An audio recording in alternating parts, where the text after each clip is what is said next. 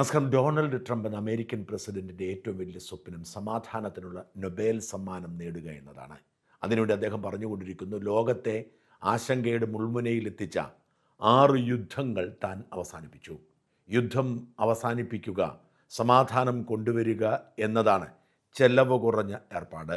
യുദ്ധം നടത്തി വിജയിക്കുക എന്നത് ചെലവേറിയ ഏർപ്പാടാണ്. അതിനുവേണ്ടി ട്രംപ് ബോർഡ് ഓഫ് പീസിന് തുടക്കമിട്ടിട്ടുണ്ട്. ഗസയുടെ ഭരണവും ഭാവിയും നിശ്ചയിക്കുന്നതിന് വേണ്ടിയാണ് ലോകരാഷ്ട്രങ്ങളെ ഒരുമിപ്പിച്ചുകൊണ്ട് ബോർഡ് ഓഫ് പീസിന് രൂപം കൊടുത്തത്. ഇന്നലെ വാഷിങ്ടണിൽ ബോർഡ് ഓഫ് പീസിൻ്റെ ആദ്യത്തെ ബോർഡ് മീറ്റിംഗ് നടന്നു. 20 രാജ്യങ്ങളുടെ പ്രസിഡന്റുമാർ നേരിട്ട് പങ്കെടുത്തു.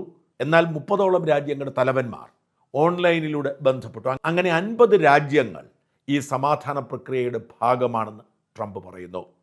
ലോകത്തിന് സമാധാനം കൊണ്ടുവരിക എന്ന തൻ്റെ ദൗത്യത്തിൻ്റെ ഭാഗമാണ് ബോർഡ് ഓഫ് പീസ്. അതിൻ്റെ തുടക്കം ഗസയിലാണ് എന്ന് ട്രംപ് പ്രഖ്യാപിക്കുന്നു. ഗസയുടെ ഭാവിക്ക് വേണ്ടി ഏതാണ്ട് 20,000 പട്ടാളക്കാരെയും 12,000 പോലീസുകാരെയും ട്രെയിൻ ചെയ്തെടുക്കാനാണ് ഇന്നലെ ബോർഡ് ഓഫ് പീസിൽ തീരുമാനമായത്. ജോർദാനും ഈജിപ്തുമായിരിക്കും ട്രെയിനിങ് നൽകുക. ഇസ്രായേലിൻ്റെ നിയന്ത്രണത്തിലുള്ള റാഫയിലായിരിക്കും പുതിയ പോലീസിൻ്റെയും സേനയുടെയും ആസ്ഥാനം. $7 ബില്യൺ ഈ പ്രക്രിയയ്ക്ക് വേണ്ടി ട്രംപ് നീക്കിവെച്ചു. Kazakhstan, Azerbaijan, UAE, Saudi, Uzbekistan, Kuwait തുടങ്ങിയ കുറേയധികം രാജ്യങ്ങൾ ഇതിലേക്ക് സാമ്പത്തിക സഹായം വാഗ്ദാനം ചെയ്തിട്ടുണ്ട്.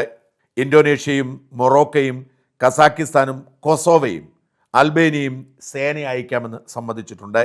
എന്നാൽ ഇപ്പോഴും ചില ചോദ്യങ്ങൾ ബാക്കിയാവുന്നു. ഗസയിൽ സമാധാനം കൊണ്ടുവരാൻ വേണ്ടി ട്രംപ് കൊണ്ടുവന്ന 20 ദിന പദ്ധതിയുടെ ആദ്യത്തെ പദ്ധതിയായിരുന്നു വെടിനിർത്തൽ. അത് തൃപ്തികരമായി വിജയിച്ചു. എന്നാൽ രണ്ടാമത് ഗാസയുടെ ഭരണം നടത്തുന്നതിന് മുൻപ് വേണ്ടത് ഹമാസ് എന്ന ഭീകര സംഘടന ആയുധം താഴെ വയ്ക്കുകയാണ്. അതിന് ഇതുവരെ ഹമാസ് സമ്മതിച്ചിട്ടില്ല. വെടിനിർത്തൽ ഫലപ്രദമായി മുമ്പോട്ട് കൊണ്ടുപോകുന്നു എന്നത് ഉറപ്പാക്കുക മാത്രം മതി. ഗസയുടെ ഭരണത്തിലൊന്നും അമേരിക്ക ഇടപെടേണ്ട എന്നാണ് ഹമാസിൻ്റെ നിലപാട്. ആ വിഷയത്തിൽ തീരുമാനം എടുക്കുന്നതുവരെ ഈ ബോർഡ് ഓഫ് പീസിന് എന്തു കൊണ്ടുവരാൻ കഴിയും എന്ന ചോദ്യം ബാക്കിയാവുന്നു. ഏറ്റവും വിചിത്രമായ സംഗതി, സമാധാനത്തെക്കുറിച്ച് വാതോരാതെ സംസാരിച്ചതിന് ശേഷം ട്രംപ് മാധ്യമങ്ങളോട് പറഞ്ഞു 10 ദിവസം കൂടി ഇറാന് നീട്ടിക്കൊടുത്തിരിക്കുന്നു. ചില റിപ്പോർട്ടുകൾ പറഞ്ഞ 10-15 എന്നാണ്. എന്നാൽ BBC അടക്കമുള്ളവർ റിപ്പോർട്ട് ചെയ്ത് 10 ദിവസം എന്നാണ്. 10 ദിവസം കൂടി ഞങ്ങൾ സമാധാനത്തിനുള്ള അവസരം കൊടുക്കും. ഇറാൻ ചർച്ച പൂർത്തിയാക്കണം. ഒരു കാരണവശാലും ഇറാൻ അണുവായുധ പരീക്ഷണവുമായി മുമ്പോട്ട് പോകാൻ പാടില്ല. അതിൻ്റെ മേൽ നിയന്ത്രണമുണ്ടാവണം. ഇറാൻ പറയുന്നത് അണുവായുധമില്ല, അത് ആണവോർജത്തിൻ്റെ പരിശ്രമങ്ങളാണ്. അങ്ങനെയെങ്കിൽ അന്താരാഷ്ട്ര സമിതിക്ക് അവിടെ പരിശോധിക്കാനും അത് വിലയിരുത്താനും നിയന്ത്രണം ഏർപ്പെടുത്താനും അനുമതി വേണം. അതുകൊണ്ട് അടിയന്തരമായി ഈ അണുവായുധ നിർമ്മാണ പ്രക്രിയ അവസാനിപ്പിക്കണം. ഇതാണ് ട്രംപിൻ്റെ ആവശ്യം. ജനീവയിൽ ഇത് സംബന്ധിച്ച ചർച്ചകൾ ഇറാനുമായി നടത്തിയിരുന്നു. എന്നാൽ ചർച്ച ഒരിടത്തും എത്തിയിട്ടില്ല. നിർത്തിവയ്ക്കാൻ മനസ്സില്ല എന്ന് ഇറാൻ തറപ്പിച്ചു പറഞ്ഞു. ഈ പശ്ചാത്തലത്തിലാണ് ഏത് നിമിഷവും ഇറാന് മേൽ ആക്രമണമുണ്ടാവും എന്ന പ്രതീതി കഴിഞ്ഞ ദിവസം സൃഷ്ടിക്കപ്പെട്ടത്. നാളെയോ മറ്റന്നാളോ അമേരിക്ക ഇറാൻ്റെ മേൽ ആക്രമണം നടത്തും എന്ന് തന്നെയാണ് ഇപ്പോഴും മാധ്യമങ്ങൾ പറയുന്നത്. അതിനിടയിൽ ട്രംപ് പറയുന്നു 10 ദിവസം കൂടി നീട്ടിത്തരും. ഈ 10 ദിവസത്തിനകം ഇറാൻ ചർച്ചയ്ക്ക് വഴങ്ങിയില്ലെങ്കിൽ, അമേരിക്കയുടെ ആവശ്യം അംഗീകരിച്ചില്ലെങ്കിൽ തീമഴയായിരിക്കും പെയ്യാൻ പോകുന്നത്. ഇന്നലെ സമാധാനത്തെക്കുറിച്ചുള്ള ചർച്ചയ്ക്കൊടുവിൽ ട്രംപിൻ്റെ പ്രഖ്യാപനമാണിത്. ഈ പ്രഖ്യാപനം വന്ന ഉടൻ എണ്ണവില വീണ്ടും ഉയർന്നു. യുദ്ധം ആസന്നമാണ് എന്ന തോന്നലിൽ എണ്ണവില താണിരുന്നു. എന്നാൽ യുദ്ധം 10 ദിവസം കൂടി നീട്ടിവെക്കുന്നു എന്ന് വന്നപ്പോൾ ട്രംപിന് ആശയക്കുഴപ്പം തുടരുകയാണെന്നും യുദ്ധം ഉണ്ടായേക്കില്ല എന്നുമുള്ള വിചാരം ശക്തമായതാണ് വാസ്തവത്തിൽ എണ്ണ വിപണിയെ ഉണരാൻ സഹായിച്ചത്. മറ്റെല്ലാ വിഷയങ്ങളിലും ട്രംപിനുള്ള ആവേശം ഇറാനെ ആക്രമിക്കുന്ന കാര്യത്തിൽ ട്രംപിന് ഇപ്പോഴും ഇല്ല എന്നതാണ് വാസ്തവം. മറ്റെല്ലാ വിഷയങ്ങളിലും ട്രംപ് ഒരു തീരുമാനമെടുക്കുന്നു, ആ തീരുമാനം ഉടനടി നടപ്പാക്കുന്നു. സഖ്യരാജ്യമായ ഇന്ത്യയോടും ബ്രിട്ടനോടും കാനഡയോടും പോലും ട്രംപിൻ്റെ നിലപാട് അങ്ങനെയായിരുന്നു. ഒരേ ഭൂപ്രദേശം പങ്കുവയ്ക്കുന്ന അമേരിക്കയുടെ ചിരകാല സുഹൃത്തുക്കളായ കാനഡ, ആ കാനഡ ഇന്ന് അമേരിക്കയുടെ ഏറ്റവും വലിയ ശത്രുക്കളിൽ ഒന്നാണ്. അമേരിക്കയ്ക്കെതിരെ ഒരു ആഗോള സഖ്യം രൂപപ്പെടുത്തണമെന്നാണ് കനേഡിയൻ പ്രധാനമന്ത്രിയുടെ നിലപാട്. കനേഡിയൻ ഉൽപ്പന്നങ്ങൾ അമേരിക്കയിലേക്ക് കയറ്റി അയക്കാൻ 35% നികുതി ഏർപ്പെടുത്തിയിരിക്കുന്നത്. ഇത്തരത്തിൽ പൊടുന്നനെ തീരുമാനമെടുക്കുകയും ആ തീരുമാനം നടപ്പിലാക്കാൻ ആവേശം കാട്ടുകയും ചെയ്യുന്ന ട്രംപ് ഇറാനുമായുള്ള യുദ്ധകാര്യത്തിൽ അവധാനത എടുക്കുന്നു, സാവകാശം തേടുന്നു എന്നത് ശ്രദ്ധേയമാണ്. ട്രംപ് പലരോടും ചർച്ച ചെയ്യുന്നു.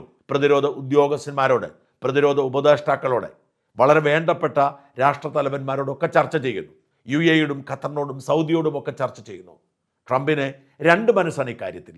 അതേസമയം ട്രംപിൻ്റെ ഒരു മൊടയുണ്ട്, ഒരു മേധാവിത്വമുണ്ട്. ആ മേധാവിത്വത്തിന് ഇറാൻ വഴങ്ങണം.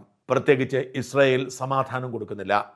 ഇറാൻ ഇങ്ങനെ വളർന്നു പോയാൽ, അവരെ ആക്രമിക്കാതെ വിട്ടാൽ അവരുടെ ആണവ കേന്ദ്രങ്ങൾ പുഷ്ടിപ്പെടുമെന്നും അത് ഇസ്രായേലിൻ്റെ നിലനിൽപ്പിനെ തന്നെ ബാധിക്കുമെന്നും അതുകൊണ്ട് അടിയന്തരമായി ഇറാൻ്റെ ആണവ കേന്ദ്രങ്ങൾ തച്ചുടയ്ക്കണമെന്നും വാശിയിലാണ് ഇസ്രായേൽ.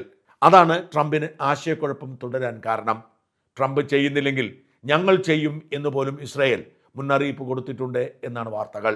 ആഴ്ചകൾക്ക് മുമ്പ് ഇറാന്റെ മേൽ ആക്രമണം ആസന്നം എന്ന് തോന്നലുണ്ടാക്കിയെങ്കിലും പിന്നീട് പിന്നോട്ട് പോയിരുന്നു. അതിനുശേഷം വീണ്ടും ഇറാനെ ആക്രമിക്കുമെന്ന സാഹചര്യം രൂപപ്പെട്ടത് ഇപ്പോഴാണ്. എന്നിട്ട് ട്രംപ് പറയുന്നു 10 ദിവസം കൂടി നൽകാമെന്ന്. എന്നാൽ ട്രംപ് ഇത് കൃത്യമായി ഇറാനെ വഴിതെറ്റിക്കാനുള്ള ഒരു തന്ത്രപരമായ നീക്കത്തിൻ്റെ ഭാഗമായി പറഞ്ഞതാണെന്ന് സംശയിക്കുന്നവരുണ്ട്. കഴിഞ്ഞ ജൂൺ 19 ട്രംപ് ഇറാന് മുന്നറിയിപ്പ് നൽകിയിരുന്നു, 2 ആഴ്ച സമയം തരും ചർച്ചയ്ക്കായി. 2 ആഴ്ചയ്ക്കകം നിങ്ങൾ ചർച്ചാ ടേബിളിന് മുമ്പിൽ എത്തിയില്ലെങ്കിൽ ഞങ്ങൾ ആക്രമിക്കുമെന്ന്. ഇറാൻ അതേക്കുറിച്ച് ഒരു പ്രതികരണവും നടത്തിയില്ല. എന്നാൽ ഇറാൻ ചർച്ചയ്ക്ക് വരുമെന്ന് കണക്കാക്കി. പക്ഷേ ഈ പ്രഖ്യാപനം നടത്തി 3-ാം ദിവസം എയർഫോഴ്സും നേവിയും സംയുക്തമായി ഇറാന്റെ ആണവ കേന്ദ്രങ്ങൾക്ക് മേൽ ആക്രമണം നടത്തുകയായിരുന്നു. ഇറാന്റെ 3 ന്യൂക്ലിയർ കേന്ദ്രങ്ങൾക്ക് മേലാണ് ആക്രമണം നടത്തിയത്. ആണവ കേന്ദ്രങ്ങൾ തച്ചുടച്ചു എന്നായിരുന്നു ട്രംപ് അവകാശപ്പെട്ടതെങ്കിലും കാര്യമായ കുഴപ്പം അതിന് സംഭവിച്ചില്ല. അവർ അത് അഗാധമായ ഭൂഗർഭത്തിലാണ് അവർ തയ്യാറെടുപ്പുകൾ നടത്തുന്നത്. ബങ്കർ ബസ്റ്ററുകൾ വീണിട്ടും തച്ചൊടിക്കാൻ കഴിഞ്ഞില്ല എന്ന് പിന്നീട് വ്യക്തമായിരുന്നു. അതുകൊണ്ടാണ് വീണ്ടും ആക്രമണത്തിന് ഒരുങ്ങുന്നത്. അതുകൊണ്ട് തന്നെ ട്രംപ് ഈ 10 ദിവസം എന്ന് പറഞ്ഞത് ഇറാനെ വഴിതെറ്റിക്കാനാണെന്നും ഈ ദിവസങ്ങളിൽ തന്നെ ആക്രമണം ഉണ്ടാവുമെന്നും കരുതുന്നവരുണ്ട്. ഏറ്റവും കുറഞ്ഞത് ഒരു മുന്നറിയിപ്പ് എന്ന നിലയിൽ ലിമിറ്റഡ് അറ്റാക്ക്, അതായത് അവരുടെ ചില ആണവ കേന്ദ്രങ്ങളെ മാത്രം കേന്ദ്രീകരിച്ചുകൊണ്ട് കഴിഞ്ഞ ജൂണിൽ നടത്തിയതുപോലുള്ള ആക്രമണം നടത്താനും എന്നിട്ടും വഴങ്ങുന്നില്ലെങ്കിൽ ആക്രമണം വ്യാപിപ്പിക്കാനുമാണ് നീക്കമെന്നാണ് റിപ്പോർട്ടുകൾ. ആണവ കേന്ദ്രങ്ങളിലേക്കും ബാലിസ്റ്റിക് മിസൈൽ കേന്ദ്രങ്ങളിലേക്കും ഇറാന്റെ മറ്റ് സൈനിക കേന്ദ്രങ്ങളിലേക്കുമൊക്കെ അമേരിക്കയുടെയും ഇസ്രായേലിൻ്റെയും സംയുക്ത ആക്രമണം ഉണ്ടായേക്കുമെന്നും ഇറാനിലെ ഭരണമാറ്റത്തിന് ശേഷം മാത്രമേ യുദ്ധം അവസാനിപ്പിക്കൂ എന്നുമുള്ള റിപ്പോർട്ടുകളുണ്ട്. എന്നാൽ കഴിയുന്നതും യുദ്ധം ഒഴിവാക്കാനുള്ള നീക്കം ട്രംപ് ഇപ്പോഴും തുടർന്നുകൊണ്ടിരിക്കുന്നു. എന്നാൽ ഇറാനെ തൊടാതെ വിടുന്നത് ലോകസമാധാനത്തിന് ഭീഷണിയാണ്. അതുകൊണ്ട് ഇറാന്റെ ഭരണകൂട മാറ്റം ഉറപ്പാക്കാതെ വേറെ വഴിയില്ല എന്നാണ് ട്രംപ് അടുപ്പക്കാരോട് പറയുന്നതെന്ന് CNN റിപ്പോർട്ട് ചെയ്യുന്നു. എന്തായാലും യുദ്ധം ആസന്നമായിരിക്കുന്നെന്നും അത് ഒഴിഞ്ഞു പോയിട്ടില്ലെന്നും തന്നെയാണ് അമേരിക്കയിൽ നിന്ന് കേൾക്കുന്ന വാർത്തകൾ സൂചിപ്പിക്കുന്നത്. ഇറാനും യുദ്ധത്തിന് ഒരുങ്ങുകയാണ്. ഇറാന്റെ ആകാശം അവർ അടയ്ക്കുകയും എല്ലാവിധ പ്രതിരോധങ്ങൾക്കും ഒരുങ്ങി കാത്തിരിക്കുകയും ചെയ്യുന്നു. അമേരിക്ക ഇറാനെ ആക്രമിച്ചാൽ ഏറ്റവും അധികം വെല്ലുവിളി നേരിടുന്നത് സൗദിയിലും ഖത്തറിലും ബഹ്റൈനിലുമൊക്കെയുള്ള അമേരിക്കയുടെ സൈനിക താവളങ്ങളെ ആയിരിക്കും. അത്തരം സൈനിക താവളങ്ങളെയും അവയ്ക്ക് സംരക്ഷണം ഒരുക്കുന്നവരെയും ഒക്കെ കേന്ദ്രീകരിച്ചുകൊണ്ട് ഇറാൻ ആക്രമണം നടത്തുമെന്ന റിപ്പോർട്ട്. ഇതിനിടെ ട്രംപിന് ദേഷ്യം പിടിപ്പിക്കുന്ന മറ്റൊരു സംഭവം കൂടി ഉണ്ടായി. ഇത് ഐക്യരാഷ്ട്രസഭയുടെ അനുമതിയോ അല്ലെങ്കിൽ ബ്രിട്ടന്റെ മുൻ അനുമതിയോ ഇല്ലാതെയുള്ള ആക്രമണമാണെന്നും അതുകൊണ്ട് ബ്രിട്ടന്റെ വ്യോമകേന്ദ്രങ്ങൾ ഉപയോഗിക്കാൻ അനുവദിക്കില്ലെന്നും ബ്രിട്ടീഷ് പ്രധാനമന്ത്രി കീർ സ്റ്റാർമർ പ്രഖ്യാപിച്ചിട്ടുണ്ട്. ട്രംപ് ക്ഷുഭിതനാണ്. പല കാര്യങ്ങളും ബ്രിട്ടനെ അടച്ചാക്ഷേപിക്കുകയും ബ്രിട്ടന്റെ നയം തിരുത്താൻ വെല്ലുവിളിക്കുകയും ബ്രിട്ടൻ എടുത്ത തീരുമാനങ്ങളെ പരിഹസിക്കുകയും ഒക്കെ ചെയ്ത ട്രംപിന് വഴങ്ങേണ്ട എന്നാണ് ബ്രിട്ടീഷ് സർക്കാരിൻ്റെ തീരുമാനം. അതുകൊണ്ട് തന്നെ ബ്രിട്ടന്റെ റോയൽ എയർഫോഴ്സ് കേന്ദ്രങ്ങളിൽ നിന്നും ആക്രമിക്കാൻ അനുവദിക്കില്ല എന്ന് കീർ സ്റ്റാർമർ പറഞ്ഞത് ട്രംപിനെ ക്ഷോഭിപ്പിച്ചിട്ടുണ്ട്.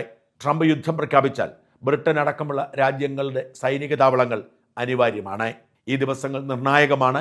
ട്രംപ് എങ്ങനെ ചിന്തിക്കുന്നു, എന്ത് തീരുമാനിച്ചിരിക്കുന്നു എന്ന് ആർക്കും പ്രവചിക്കാനോ വിലയിരുത്താനോ കഴിയാത്ത സാഹചര്യമുണ്ട്.